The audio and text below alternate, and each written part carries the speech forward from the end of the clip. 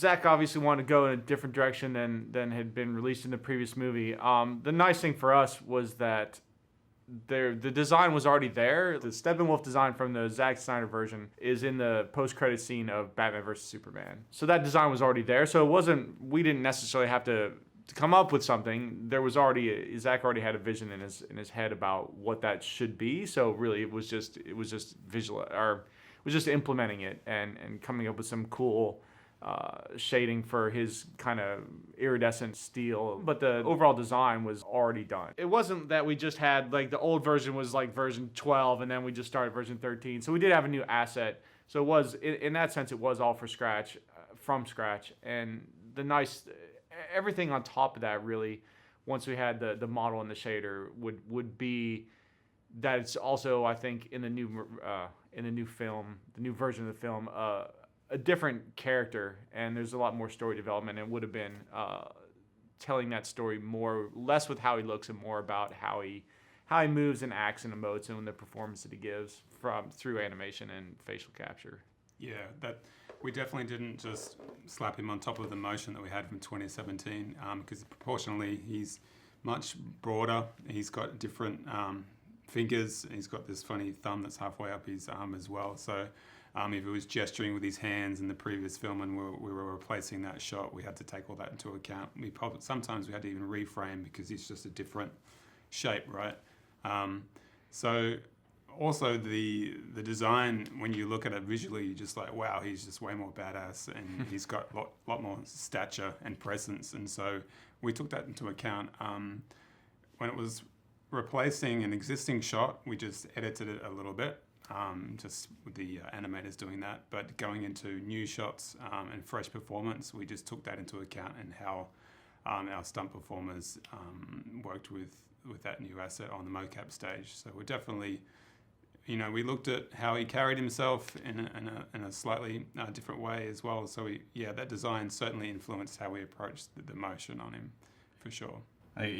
Also, even in shots where we are just updating the old one with a new one, like it's particularly in the early part of the Themyscira attack, when he's got Amazons like clambering all over him and he's interacting directly with the Amazonians. It's like that, him being a completely different shape is a bit of a nightmare, because suddenly all the position of all of the Amazons, like that, where they were grabbing his arm when he's reaching for the mother box, their hand positions don't match anymore. So we have to then move everything around it, including, taking pieces of plate that were there before, live action capture, and either like moving it or replacing it with CG to get all that work. So it ends up being quite fiddly to get that new design working with old material that was shot.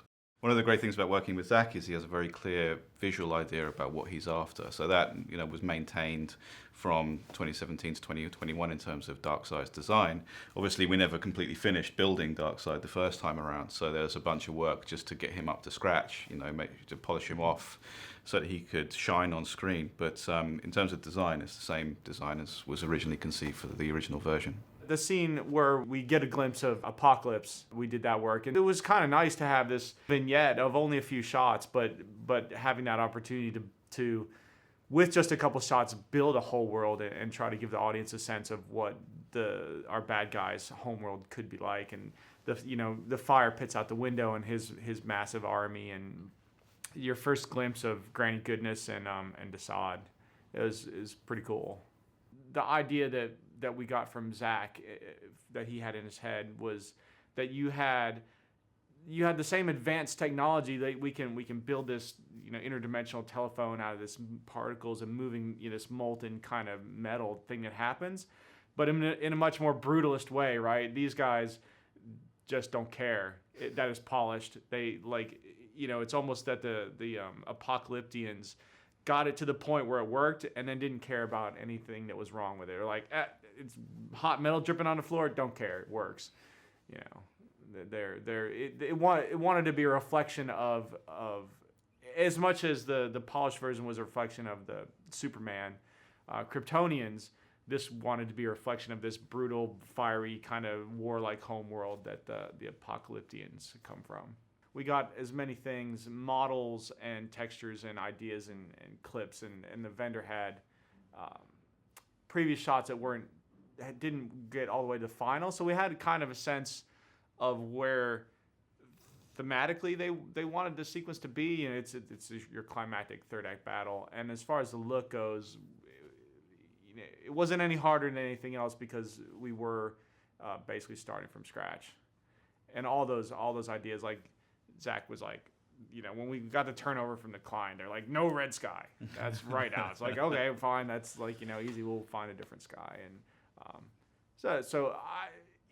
it wasn't easy because you are kind of starting from scratch, but it didn't make it any more difficult than any other thing that we were starting from something that was kind of already there and half finished.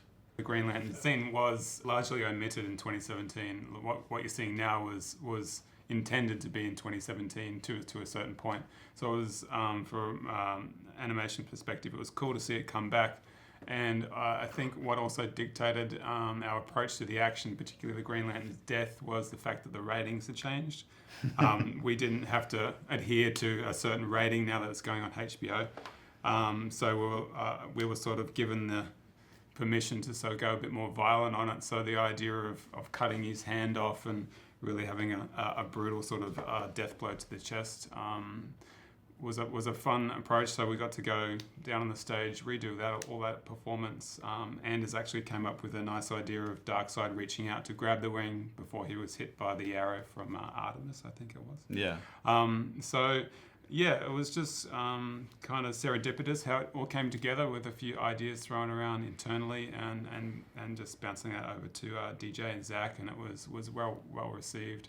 And I think after that initial fight between Darkseid and Green Lantern, we expanded upon that a little further with just giving Green Lantern a bit more of a hero moment, I think, taking off up into the sky and blasting his ring that leads into that beat, which was another nice addition for him. So yeah, it was a nice addition we all enjoyed working on.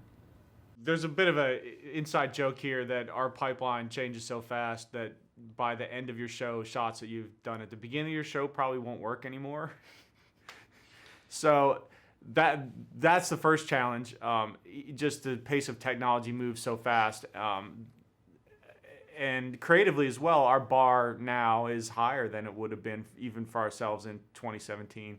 So it's just making sure that as we bring all the material back from our initial pass at the 2017 Justice League, that we put the effort in to make sure this stuff is as best as we can possibly make it.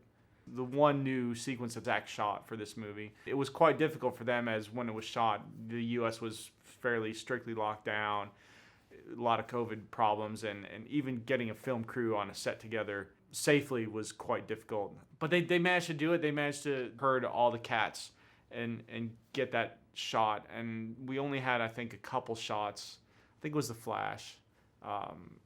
He couldn't be on set, so whatever actors couldn't actually be on set to shoot the new sequence, we added digitally, or were shot in a remote location on green for their shots, so that they could, since the whole sequence is in this fantastical world, the entire sequence was shot on green with some practical cars, and we're adding the background. So it almost didn't matter if you were alone in a shot where you were. You could have been in the North Pole, wherever the actors were. If you could get a camera on them over green, then we could put them into that world and make sure everything matches and string it all together. BVS was so long ago that tech-wise for us, it was easier to take the feeling of that sequence and the look and do it from scratch while making sure we honor what it's supposed to look like. The previous show I was on was Godzilla vs. Kong, and COVID hit New Zealand, and New Zealand went into full lockdown just as we were trying to finish that movie, just push towards final and get everything out. We literally, from a Friday to a Monday, we went from having dailies with people to having dailies with everyone at home on Teams. So I feel like it was good because we kind of figured out how that worked. Me personally, I figured out how to run a team and how to run a show in the worst possible moment at the crunch time. So then we rolled into starting up a new show. We were kind of not pros, but it was not. You weren't also fighting the fact that we were figuring out how to all work remotely. So it was, in a sense, that it wasn't the first rodeo at working remotely. So it actually made it a little bit easier. Yeah, for me personally, I was returning to the film again because I worked on it in 2017, so it was all familiar territory. And so I could sort of help these guys out with sort of telling, what character went where and what scene, and sort of got these guys caught up on all the names and places and shot numbers and stuff, which was fun. But I think the COVID challenge for motion, because it was a heavy motion capture show, we're waiting for those windows where we would come out of lockdown for a period of time that would allow us to do motion capture. And if there was any whiff of a potential lockdown coming down the schedule, we had to really move on getting to the motion capture stage and banking as much performance as possible, just in case we went into a lockdown without the performances that we needed to put into the shots. So it was a pretty stressful schedule from motion's point of view, dealing with the backdrop of COVID. But thankfully, it all worked out and we got what we needed. But it was just, the pressure was on. It's a very short schedule. Yeah, just the scope of work and the time to do it. Yeah. A lot of work Yeah. in a short space of time. And the expectation coming in that, it's just updating a character in a few shots for a new version. And you've done half the work already, right? So it's going to be... No, it's not easy. There was a very aggressive schedule to try and get everything complete for their intended release date. And, as Kevin said, although we were able to get stuff up and running, or we already had a workflow going for dealing with remote everything, like suddenly dealing with teams that were spread all over the world, rather than it's not just artists working at home from in New Zealand, but we had artists working in Australia, India, and Europe, all over the world. So actually, marshalling all of those resources together, I think was a challenge as well. But everyone really stepped up and managed to pull together to get it done.